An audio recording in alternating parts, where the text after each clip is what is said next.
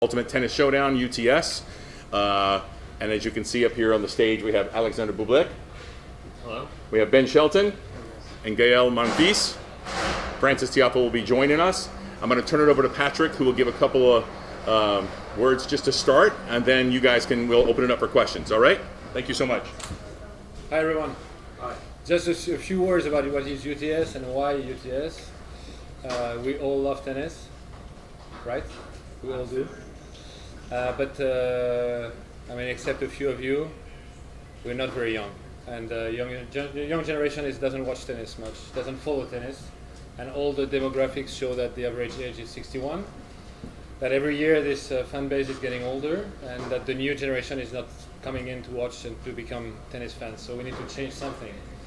And that's why we started UTS in 2020 with the goal to create a product that is based on tennis, that really looks like tennis, but that is very different from tennis at the same time, and that is much more exciting for the young generation because it fits the criteria of what those guys are consuming.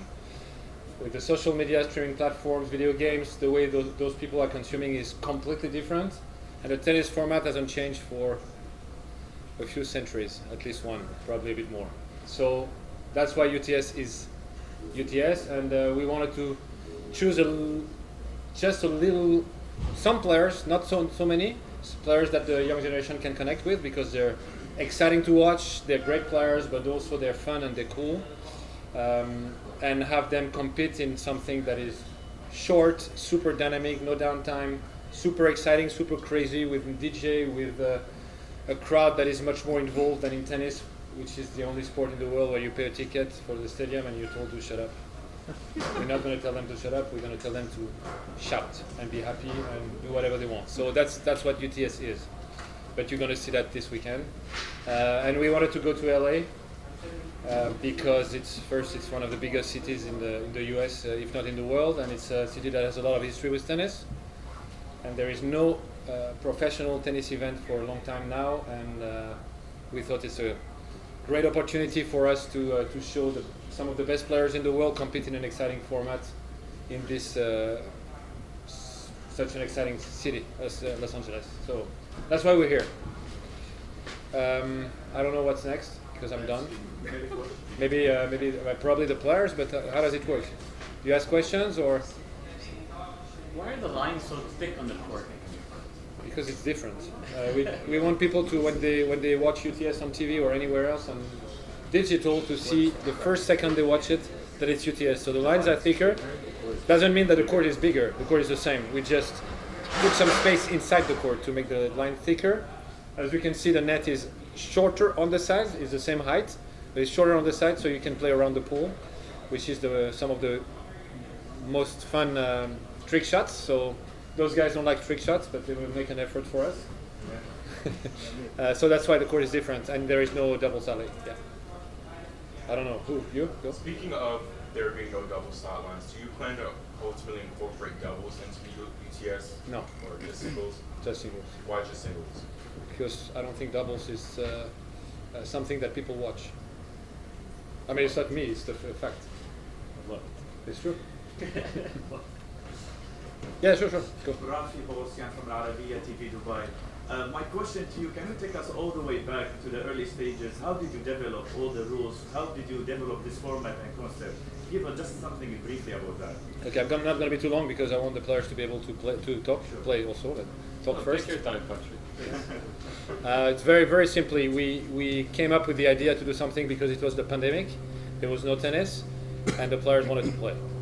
And we thought it's a great opportunity for us to try something new. And that was very simple. I put all the team together and told them, listen, if we have to create tennis today, knowing what we know about how people consume, how would it look like? And we created UTS exactly that way.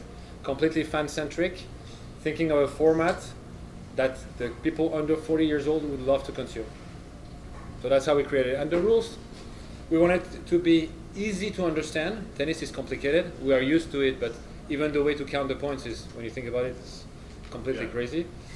So it's 1, 2, 3, 4, 5. It's quarters. It's very short. We know exactly when it starts, when it finishes. We wanted that too. because when you want to watch your favorite player whose name is Bublik and you're in Australia and you wake up at 4 o'clock in the morning to watch him and he plays at 8, you're a bit angry. So this cannot happen at UTS. We know when it starts, we know when it finishes. We added the card because we wanted it to be fun. And we added coaching because I believe, and I've said it 100 times, that coaching has to be, is part of the sport. And to tell coaches to shut up and be as out of the stadium is a nonsense for me. So all the things that I think tennis does wrong, we did it. We did the opposite. Sorry, no, we didn't do it. Patrick, really quickly, can you just talk about how you chose these 8 players really quickly, and then we can then turn it over to the players? Yeah, so I don't know, you want me to talk about each of them? Or? Yeah, just the 3 that are up here right now. Okay, for sure. So this one is the craziest. I mean, not sure because this one is not that either. No, we love those guys because they are great competitors, but also they are so fun to watch because they do stuff that, I mean, they let their creativity talk, and they love the show also. They love the crowd. They love to play with the crowd, and I think it's very important. It's a big part of sports, and tennis doesn't allow that too much. You know, you have a lot of fines, and you are pointed fingers at when you don't follow the rules. And I think people have to be responsible for what they do. And who are we to judge them? So those guys are creative. I think the crowd. You know what? Those guys, people who pay to watch them. I wouldn't say that for all the players, to be honest. And if you go to the tournaments, you see who fills up the stadiums and who doesn't. I think also they're young. I'm not talking about their age. I'm talking about their attitude. No, stop it. He's young, right? Their attitude, you know, who they are, their culture, the way they speak. You know, they connect with the young generation, and that's what we want. And some guys are 25, but they act old. Some guys are 32, and they act young. So, Is he coming? Okay. Can I make some room here for Francis, please? One rush. We can wait. So classic. We can wait. We can wait. Working the oval. the good news is you parked now. Huh? Yeah. Oh man. All right, guys, I'm ready. Okay, guys, we want to have some questions for the players now. We only have about 10 minutes. Okay, you want to go first right here? My question's for Guy. So, of all the rules, the new rules that are in the UTS match, which one would you like to see put in traditional tennis match? Which one? Which rule, special rule with UTS would you like to become a rule in a traditional tennis match? Wow. Many. Well, trash talk. I mean, I wish we could, trash talk a little bit more. I think some player, I won't give some names, but they're a little bit too soft on the tour, and it would be a little bit fun if we could be able to trash talk. But again, it's different. You know, here's a different format. Tennis, they want this gentleman agreement that we all have between each other. But maybe why not to bring some trash talk in the tour? You know, it'd be fun. Actually, with those guys, even on the tour, in the locker, we trash talk a lot. So. Yeah. Why not doing in the match? Yeah, in the match. Mm-hmm. Okay, great. Next, right here. Yeah, the last time we saw you, you were at Roland Garros. You played that epic first round match, and then you ultimately withdrew due to wrist injury. I first want to ask you about that match. It was just epic. How that ranks in terms of moments in your career, and then how your wrist is doing, and how you plan on, how the wrist is doing pretty much. No, but great, amazing. It was amazing match. Like the scenario was actually impossible to think before the match, and obviously in Paris is always special. So I was very happy to put up a big match again. Maybe one of I played 3 epic matches in Paris, and this one is one of the top 3, 100%. And the risk is much better. Let's say 99%. Will be 100% tomorrow for the big 4. Hi guys. Hi guys. My name is Crystal with KTLA. My question is for Big Foe. Across a lot of other sports, there's always home court advantage when you think about crowds and them yelling and them cheering for you. With that being integrated more into this culture, how can that or how will that affect you on the court? I mean, a lot. I mean, I definitely love a home crowd, unless you're Gael and you get fans everywhere. But yeah, I mean, I think that would be definitely great. You know, playing here in LA is going to be great for me. Great for Ben, great for Taylor. So obviously with Taylor being from here, from LA. So, but it's just about coming out here and having fun and put on a show for everyone who comes out and enjoying a new format. Okay, Eric, you're next here. Yeah. Hi guys, how you doing? Eric Sage from the Tennis Channel. I do a feature called Tennis Like a Rock Star, and it's awesome. But you guys are young, and I can tell you maybe get out, party, have a little bit of fun, right? This is going to be more fun and a little more wild, right? Are you going to have music rocking when you guys are playing? Yeah, it's a question. DJ, right? Yeah. And then, so who's your band? What music? What do you want? When you walk on that court, what do you want to hear? First, you want your hat first. So your favorite song that you'd like to walk out to? So yeah, for what band? A band. What not band? Sorry. You know, lately actually, Francis has put me onto some Afro beats. Nice, man. So I've been into that music lately. I really like. Some music, yeah. I really like his boy, Burner Boy. Right on, man. So I listen to him a lot. Tsitsipas by Maneskin. Cool. Okay, Francis. When it comes out, I want to come out and listen to Guns N' Roses. That's what I want to do. Guns N' Roses, right? So we get this place rocking. Which tune? Welcome to the Jungle? Sure, let's go with that. All right, let's go that. You, bro. I go for French rap. Damso. Yeah. Okay, I can't wait to see this place rocking when you guys get It's not Thank bad. you. It's Right not here. bad. It's not bad. Right here, next question. Hi, I'm Sarah. I am a huge tennis fan. I grew up playing tennis, and so I do understand how tennis is one of the only sports out there that is a solo sport. You can't have coaching, you can't have anything like the traditional sports do. They talk about track and golf being a solo sport too, but tennis is one that's truly unique. How important do you feel it is to have tournaments and matches like this for the mental aspect of a player that's constantly on the road and constantly on a court, figuring things out and being alone? Like, how important is it to incorporate such a fun and inviting a match? Like, it's a different psyche. No, it's totally What true. am I saying? No. He's so dumb. But yeah, no. Great question. Honestly, it's tough. I mean, traveling week in, week out, trying to compete at the highest level and act a certain way at the highest level. And but yeah, I mean, here we can come out and just be us. I mean, everyone has high personalities here and likes to have fun, so players can just kind of enjoy and still compete hard and want to win. So I think this is great. Hats off to what Patrick's doing. Me and him talked a lot about this, so I'm super excited to come out here and compete and hopefully kick Gael's ass tomorrow. Okay, next question right here. Evan Jackson from Young Bold and Regal. A question for each player. How do you hope the UTS eventually grows the sport? Maybe something implemented in the sport or something that a fan can tune into? And I'll start. Yeah, I'm really interested to see how it goes. This is my first UTS event. I know that some people played during COVID, and this is kind of the revamped version. A lot of different additions to this time around. So I'm really looking forward to seeing how the whole thing works. Tomorrow, Saturday, and hopefully Sunday. So hopefully I have a better answer for you after the matches. But I'm really looking forward to it, and I think that there's a lot of positives in this format that we could possibly bring to tennis. So basically, his answer is come back on Sunday. Exactly. Xander? Well, for me, I want to see the young fans on the stands all around the world, and I think that UTS can really, bring this in. The young generation watching us more. We have a lot of exciting players here, and also the other guys who's not here yet. But if this thing grows, if UTS grows, I think we're going to have a lot of new fans all over the world. That's what I think. Right here. Oh, hey, hold on. This is Fernando from FabTV. And my question is this: since the post is all the way in, are you guys trying to go around the net more, around the post more? You just realized?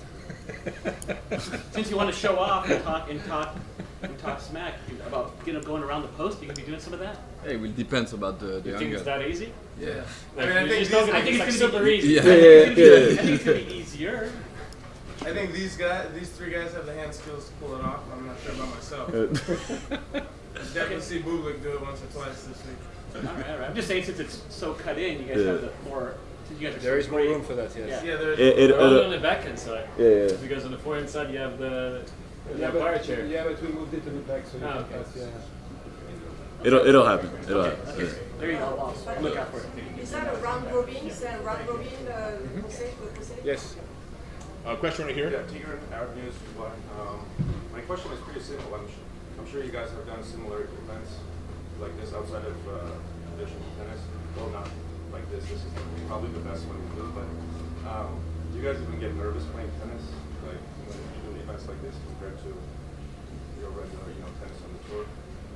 Do you get nervous asking questions? Of course, I mean, for sure, right? Like anything you want to do at a high level, you're definitely gonna get nervous a bit. But this is get goosebumps and stuff like this. I'm super excited to see how this is all gonna turn out. But yeah, I mean, I think it's normal to have a bit of nerve. We care, so. I have time for 2 more questions. One here, and then you. Anybody else? I want to make sure we cover everyone. So these 2 right here. Anyone else?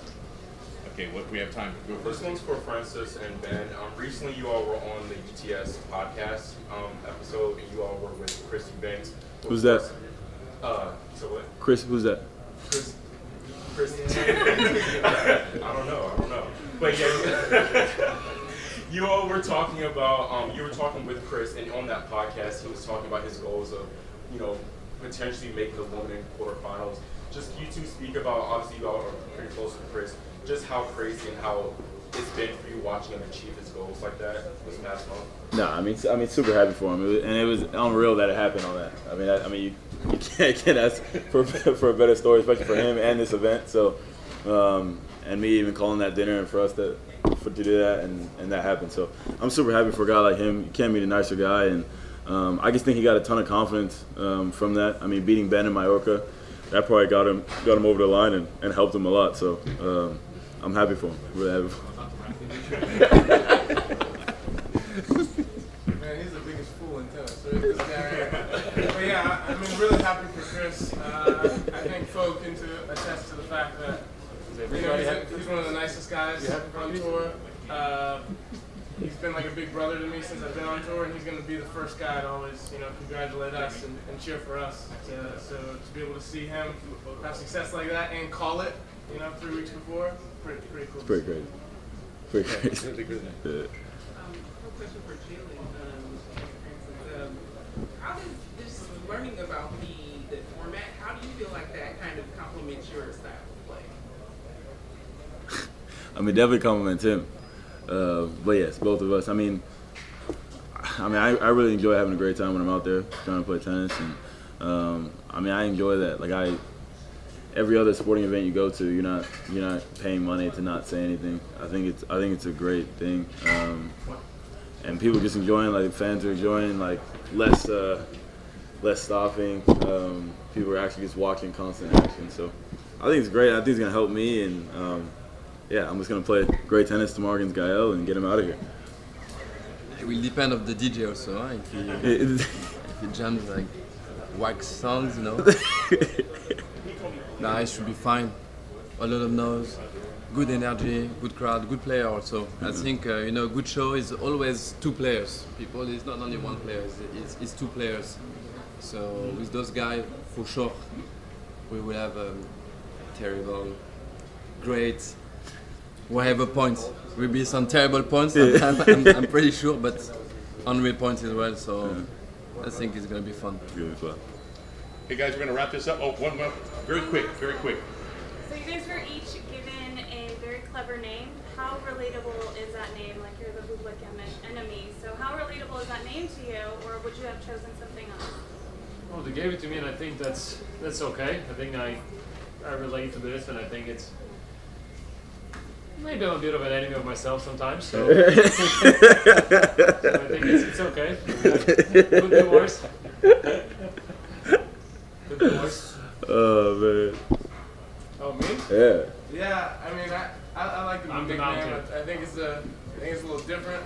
I think it's more about maybe my physicality or how big I am rather than anything else. My personality. So I like it alright. right, guys, thank you very much. Yes.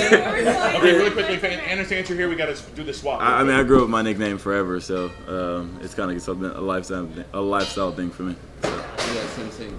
Like since the young age, everybody called me like that. It's just my nickname. Thank you guys. We're going to swap the players out now. Francis.